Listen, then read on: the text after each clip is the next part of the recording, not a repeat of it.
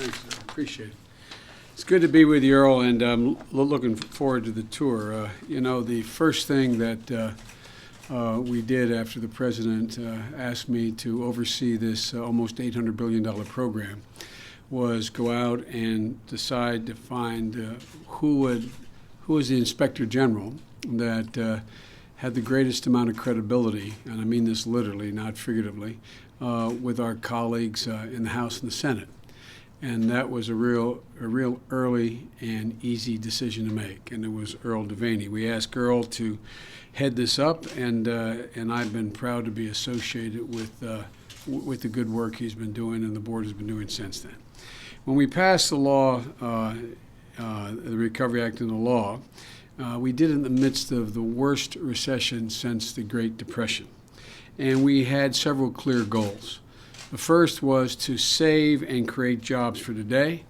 The second was to lay a foundation for long-term prosperity tomorrow, and to do it right, to do it well, and to make sure that every dollar was accounted for, and every official who received any dollar and non-official was held accountable for what they did with that money.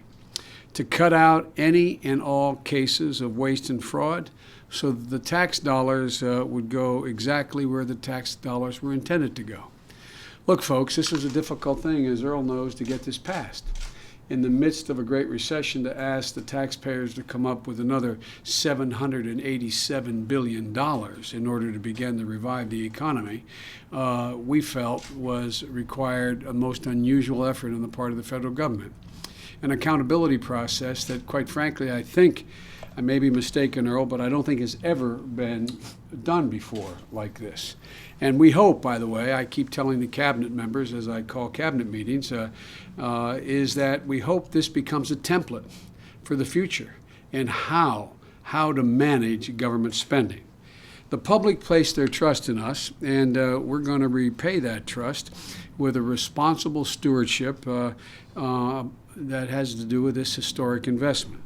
After more than a year of implementing the Recovery Act, as I said, nearly $800 billion, I can say proudly not only are we creating jobs across the country, not only are we spurring growth in new and emerging industries, but we're doing it responsibly, accountably, and with real and unprecedented level of transparency.